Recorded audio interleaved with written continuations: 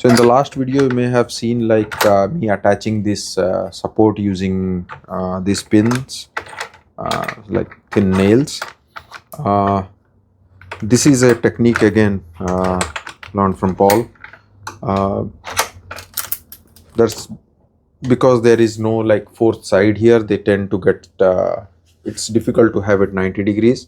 So this is a, I mean, you can use some clamps or like something fancy to do that, but this is a old trick. Now I have to clean up those dovetails. I have to open these two. Let me see. I have to bring my pliers.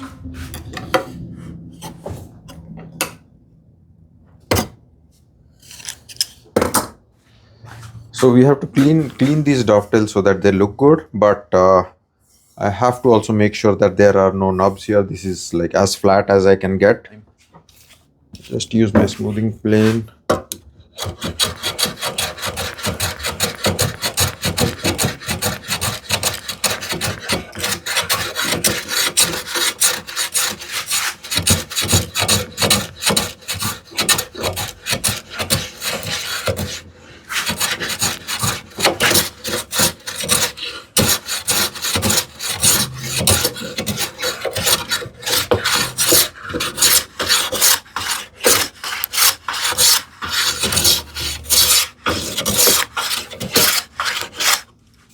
I still have it oversized, like on this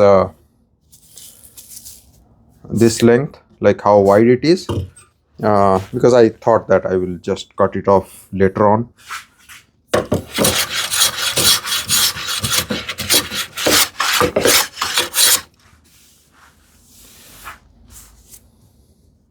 This looks all good. Let me do the sanding also here.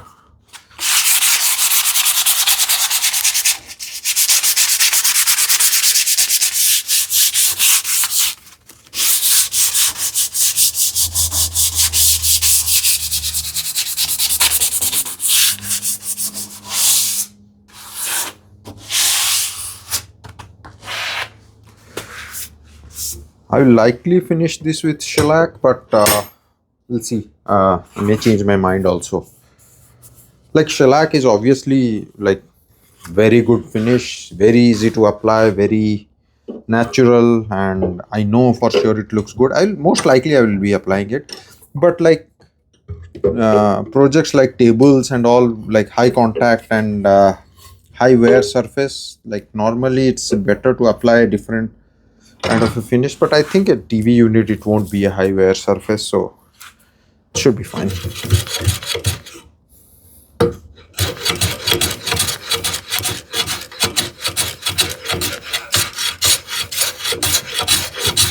I don't usually apply oil finishes, mainly because I don't want to deal with chemicals and all.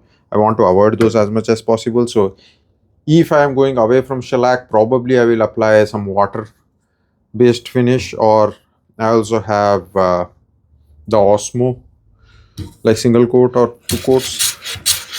I may opt for that.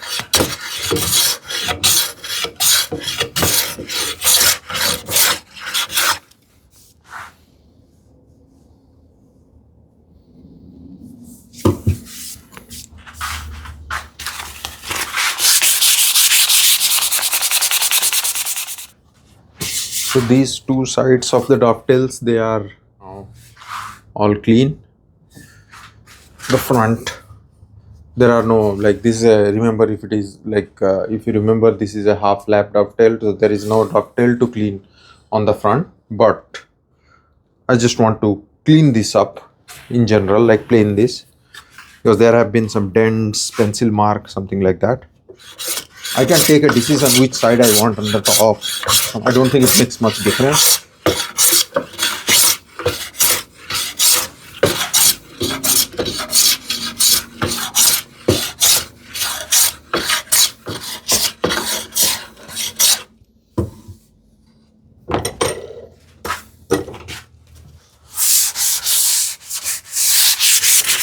Remember that actually, like after planing, when I apply sandpaper, it's not that like this is making it more smooth or anything like that. That's a misconception. That's not the case. In fact, like a plane gives the smoothest surface, but what sandpaper does is that and also it abrades the surface for for the eventual finish to adhere to. So I'll use a longer sole plane, maybe just use this, everything works.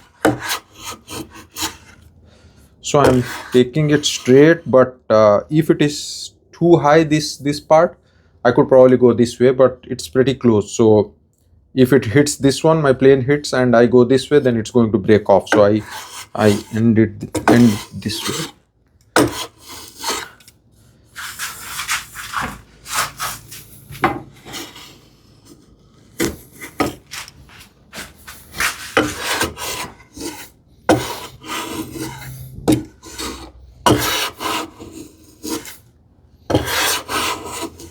Let me use a longer sole plane because I want to make sure this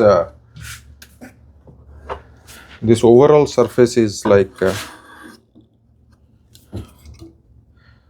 decrease the setting a little bit.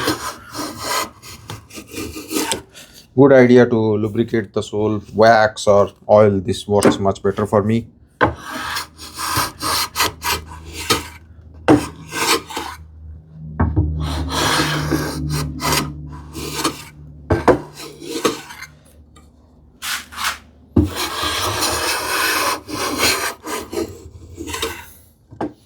That's it. I don't want to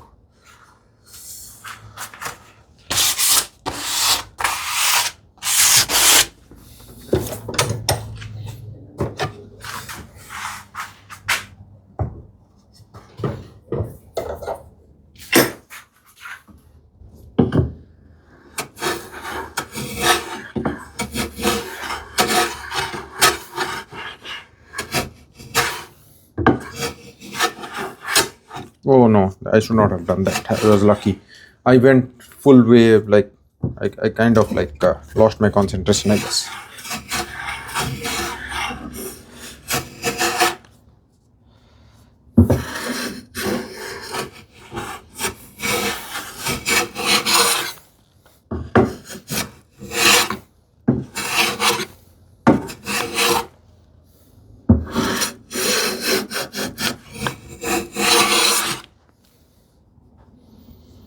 That is good enough. These surfaces are not going to be seen. It's mostly I'll like just to make sure. You can also eyeball it. It's just like a winding stick. So I'll do the other side also, because one is going to be glued to the bottom of the main TV unit, and the other side is going to be on the floor. I'm not worried about all the pencil writings that I have here because they won't be seen ever, so I can keep that as a memory.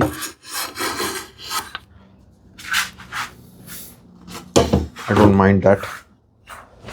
I will just do a test fit of this one on the actual TV unit, the main body of the unit, to see like how much of the ends I need to cut off. I think as per the plan it was 17 3/4 something. I'm just double checking, but I still want to go by like the reality. Yeah, it was 17 3/4. I'll just see like how much I have really here. This is like 18 3/8. This is also 18 7/8. So I definitely have extra length. And while I am at it, there are some things I had done in on the unit itself, like which I thought I don't need to show here, so I did it. They were simple enough, and so I didn't record that, but I will show you what I did. And that's all of that may not be necessary for everyone. Just trying to turn this way, so you can see here I have installed like a, may seem like a like the actual drawer, but it's actually a prototype. The only reason I installed a, like I was trying with a prototype, is because Normally, I always like the idea of having traditional style like drawers where like they glide on the wood to wood, like it works remarkably well, and like it's so easy to make. There is no rocket science there, easy to measure. There is no fixed measurement to remember or anything. You start with pieces that are exact to the measurement and even slightly tight, and then at the end when you clean up those dovetails and all, they would just fit, and you can do the micro adjustment later on, like with a one or two swipes of plane. It works wonderfully well. I just took the decision that I want to install some drawer slides on this main drawer. The only reason being, this is such a big and deep drawer that with a little one around in my house, I was a little bit concerned that he may pull it out, and this may be risky. There are ways to counter that. You can have the drawer that is full height in length and then put a stopper at the back so that it blocks. So there are many ways to work around that, but I thought like for this one, at least the bigger drawer, I'll have slides bought slides, undermount slides that I have bought. The problem with that is like this is the first time I'm installing undermount slides. Like it's just opposite of hand tool woodworking in some way, I feel, because now I have to measure exactly how much these slides require, what kind of dimension, like it has to be exactly X number of millimeters away and height and all those things. So that is why I was like making this prototype. So now I have the measurements and I will work on the slides that way. But there are going to be two more drawer slides at the top. Let me raise my camera a little bit. Yeah. So there is going to be like a top here, and then there are going to be further two more drawers, and like beautiful drawers, by the way. And they will be on the top, and I am going with like pure like traditional style for those. It's only this one. So yeah, so this is the prototype soft close drawer that I have already put. And before that, let me open this. I don't want to juggle with this. I may decide to open these runners as well, because and it's up to you. You may take the decision whether you want runners or do the traditional way. All like it's the freedom that one has. So what I did other than that was like not sure how much visible it is. Like these are like two pieces that are glued and screwed there. That will work as the support for the drawer. Like in my case, support for the drawer mounts itself. I mean, in my case, it may not be needed because my drawer mounts the drawer glides rather would be screwed on the horizontal, like these pieces, side pieces. But if you are going the traditional way, then these things like the drawer will slide on top of this. Then these two side pieces, so this I was talking about this bottom piece on top of which the drawer is going to slide if you're going to go the traditional way. But in my case, that is not a critical necessity, but it does add rigidity and all. And this will be needed for that plinth or the bottom mount that I was talking about. We'll come to that. The side piece, this is also like this is where like if you go the traditional way, it's required to support the drawers again. Like otherwise, it's going to pivot from side to side. But in my case, it's going to be the drawer glides are going to be, or runners are going to be screwed into that. So these are all glued and screwed to each other. Like I didn't show that part. I think it's simple enough. It's just now what I'm going to do is let me see. Do I need to lift it up?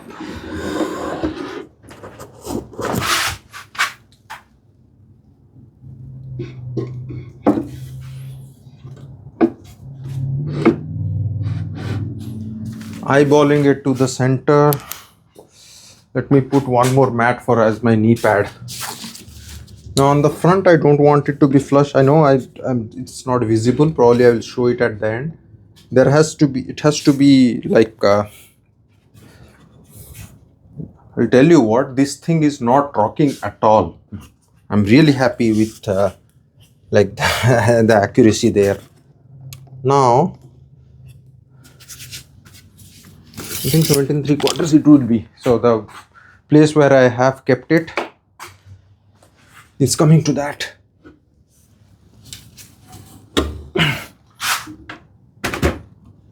Now since I know for sure this side worked fine for me,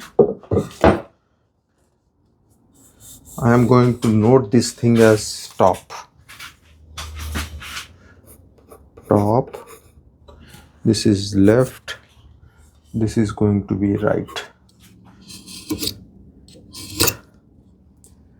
It's a visual thing. I need to ensure that my cuts are accurate. Basically for like to ensure like it's visually all good. By the way, I wanted to show one chisel that I had. This is a leather cover I made by myself, but this is something it's a vintage chisel I had like found on eBay. This is the Ward's chisel, which is like well known, and this is the steel quality, like I can feel it, like how good it is. I had to do some restoration because it's a wide chisel and it was in bad shape, so I had to do some restoration, but for some reason the steel is like much quicker compared to, let's say, my Narex Richter chisel, which is a premium chisel and very good. But this steel is softer, like it's feels softer to sharpen, and at the same time the edge holds for a very long time, so I can't complain on that one. So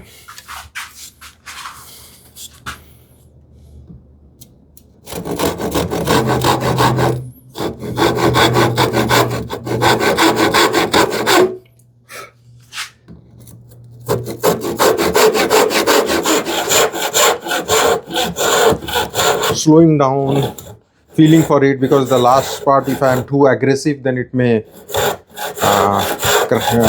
split, and pressing the other piece with my hand.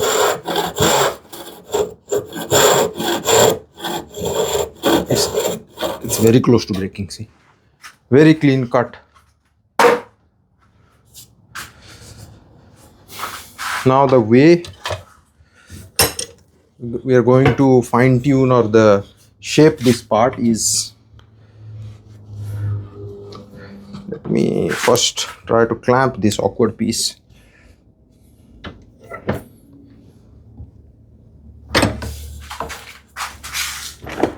This is a flat file which works amazingly well for end grain.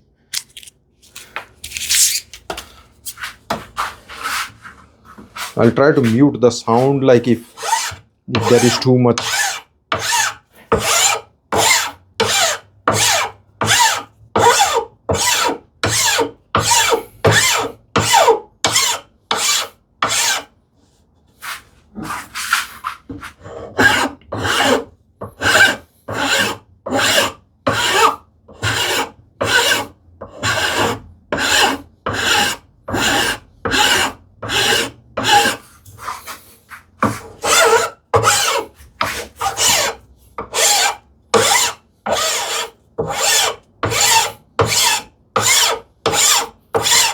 I don't need this to be 90 degree or anything, which I guess it is not right now, but I'm not worried about that.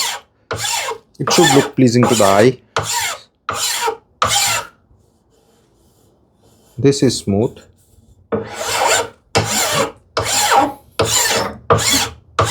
Now little bit of bevel, easing the corners. I could round it off, I could chamfer it. I'll go with like chamfering. This one I could use a plane.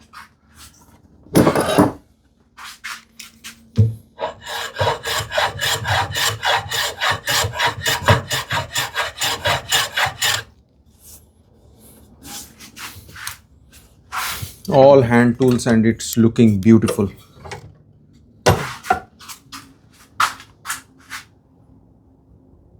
This end very smooth, like this end grain, and there is a slight chamfering. The reason I wanted to do it is because like the back side, this is going to be visible. I doubt anyone is going to just peek into that, but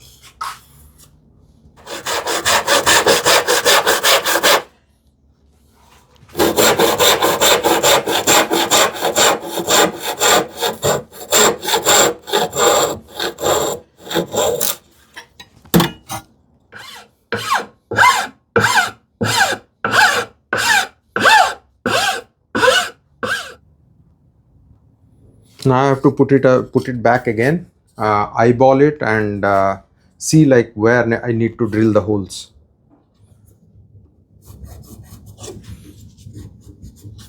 One, two, three, four, five. Maybe I'm putting more screws than I really need, but that's okay. Then one thing I haven't done is let me see if this is still flush, is I have to center it on these sides. So again,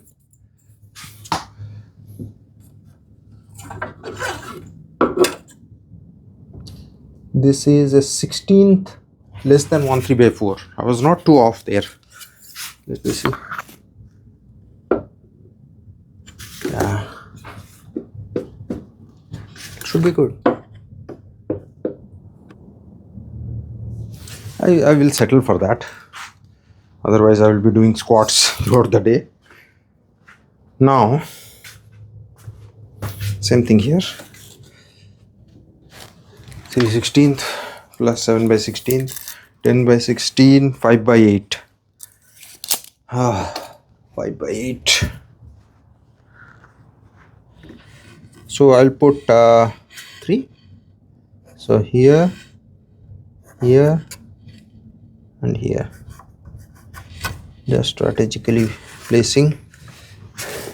And this can be big screws.